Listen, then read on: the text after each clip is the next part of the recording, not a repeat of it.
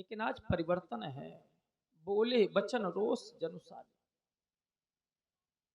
और उसके कारण में मेरे मित्रों आप लोग, क्योंकि आज एक योगी नहीं बोल रहा, केवल एक राजा नहीं बोल रहा, एक असहाय बेटी का पिता बोल रहा। एक बार जरा सोचो, जिस व्यक्ति के घर में अत्यधिक आयु की बेटी हो गई, कितना भी बड़ा धनवान से धनवान व्यक्ति क्यों ना हो, लेकिन अगर बेटी सयानी हो जाती है, आपस में लोग कहने लगते हैं कि क्या तुम्हारी बेटी के लिए कोई वर नहीं मिल रहा। एक बार जरा सोचो, भले ही मेरे सामने कोई कुछ ना कहे, लेकिन अगर मैं अपनी बेटी की मांग सुशोभित नहीं करवा पाया तो परोक्ष में लोग यही कहेंगे कि काहे का राजा, एक बेटी कुंवारी बैठी है घर। मेरे मित्रों,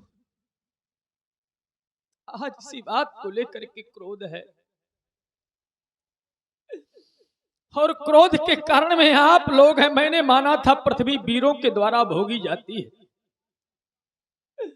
और ऐसे नहीं माना था। सिद्धांत कहता है वीर भोग्या वसुंधरा। लेकिन जिस समय हमारे बंदियों के द्वारा घोषणा हुई, बोले बंदी वचन वर सुनहु सकल महिपाल, एक दो राजा न सुने, सभी राजा सुने। और क्या सुने? बोले प्रणय विदेह का कहीं हम भुजा उठाई विशाल। अपनी विशाल भुजाओं को उठा करके हमारे प्रण को आप लोगों के सामने कहा, आप लोगों ने सुना, और सुनने के उपरांत जो आप लोगों ने किया वो नियम नैतिकता को तोड़ देने वाली क्रिया है। एक नेपाल उठता, अपने बल का प्रयोग करता, और जब अपने कार्य में असफल हो जाता तो मेरी मिथिला को छोड़ करके चला जाता। लेकिन पहले एक नेपाल उठा, कार्य की पूर्ति नहीं हुई, देखते देखते उसके सहयोग में दूसरा नेपाल खड़ा हो गया, फिर भी कार्य की पूर्ति नहीं हुई। परिस्थितियां तो यहां तक आ गईं कि भूप साहस 10 एक ही वारा, और लगे उठावन तरई।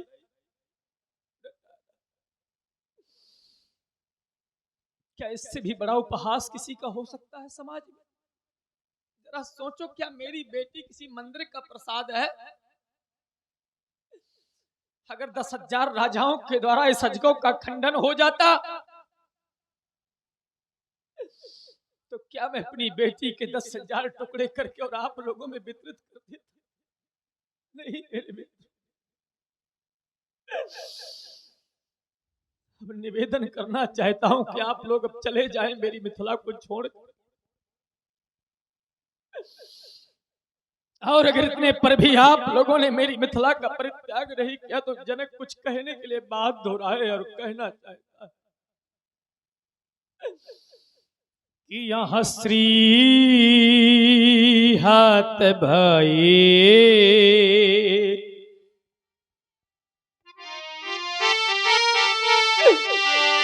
हमने कह दिया कि श्रीहत भय, तो क्या आप लोगों ने कोई साधारण हार मानी? यहाँ श्री हत भाई वो हार ही राजा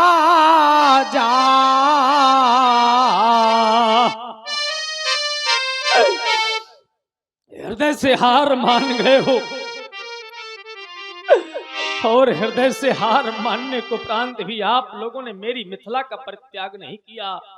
और क्या किया कि तब यहां बैठे निज वो निज चाही ये समाजा। लेकिन कब बैठे कि जब यहां श्रीहत भये। श्रीहत होने को उपरांत भी आप लोगों ने मेरी मिथिला का परित्याग नहीं किया, और अपेक्षा करते हैं कि महाराज हमको वीर मान ले, हमको भटमानी मान ले, हमको वीरों की संज्ञा दे दें। मैं किसी भी क्षत्रिय नेपाल को वीरों की उपाधियां नहीं दे सकता, वीरों की संज्ञा नहीं दे सकता।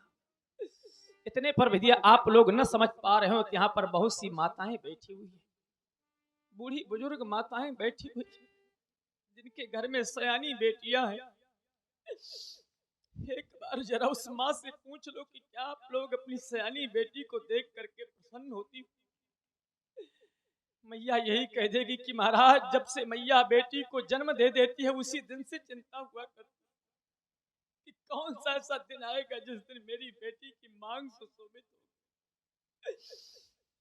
मैं कितना धन इकट्ठा कर लूं कि अपनी बेटी को धन दे करके विदा करूं ताकि मेरे हृदय को शांति मिल जाए। संसार का कठोर से कठोर हृदय का पिता, संसार की कठोर से कठोर हृदय की माँ को भी अपनी बेटी की चिंता हुआ करती है। बेटी का जीवन मेरे मित्रों पराधीन अवश्य होता है, लेकिन अगर बेटे का जन्म भाग्य से होता है तो बेटी का जन्म मेरे मित्रों परम सौभाग्य से होता है। आज तक ये नहीं देखा होगा, कितना भी निर्धन व्यक्ति हो लेकिन किसी की बेटी विवाह के लिए नहीं रहती, उसका विवाह हो जाता है।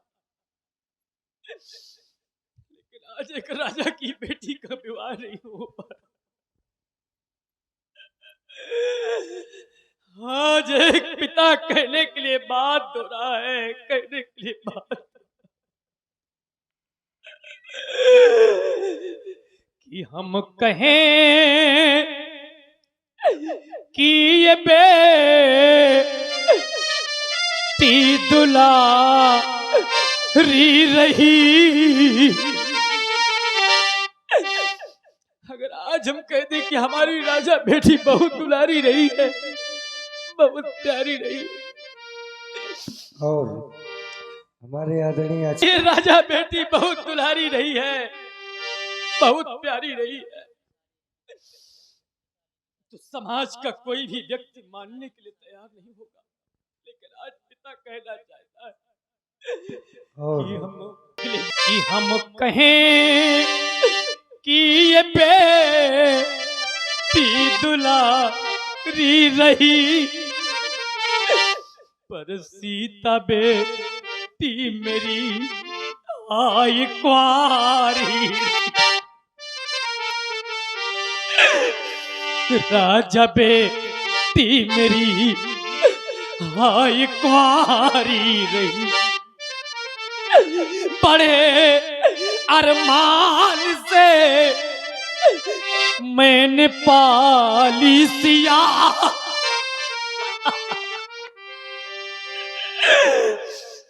बड़े अरमानों के साथ मैंने अपनी बेटी का पालन पोषण किया, बड़े अरमान से मैंने पाली सिया, पर प्रण न पूरा हुआ आए फटे ताहिया। और भाई ध्यान दे, अरमान से मैंने पाली सिया, पर प्रण न पूरा हुआ आए फटे ताहिया, प्रण न पूरा हुआ आए फटे ताहिया। आज मती मेरी कैसी ये माँ गई,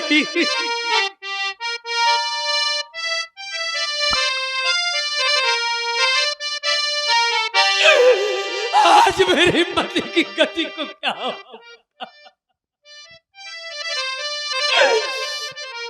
आज मती मेरी कैसी ये मारी गई, ये वाटिका में कली अध खिली रह गई, ये वाटिका में कली अध खिली रह गई। तो हम कहें कि ये बेटी दुलारी रही, पर सीता बेटी मेरी हाय कुंवारी रही। राजा बेटी मेरी आय कुंवारी रही। इतना अवश्य आप लोगों से पूछना चाहता हूं, जिनके घरों में सयानी बेटियां हैं, कि क्या आप लोग अपनी सयानी बेटी को देख करके प्रसन्न होते हो? रो देगी हर एक माँ, रो देगा वो पिता जो बेचारा अपनी बेटी के वर की खोज के लिए जाता है और शाम को घर वापस आता है। अब बेटी की माँ पूछती है कि बेटी के लिए कोई वर मिला? मेरे मित्र पिता फपक करके रो देता और यही कहता, महारानी भगवान बेटी न दे, बेटी दे तो धन दे। बेटी वाले पिता को लोग तो बैठने के लिए तक नहीं कहते।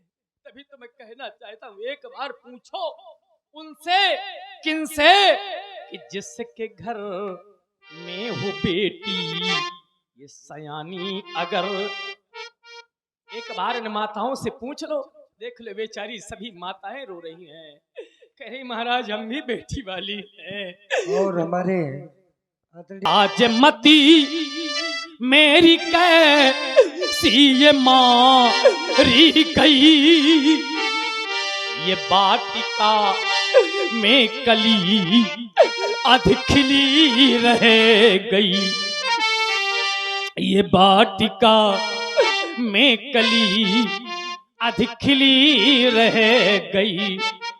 तो हम कहें कि ये बेटी दुलारी रही, पर सीता बेटी मेरी हाय कुंवारी रही, ये राजा बेटी मेरी हाय कुंवारी रही।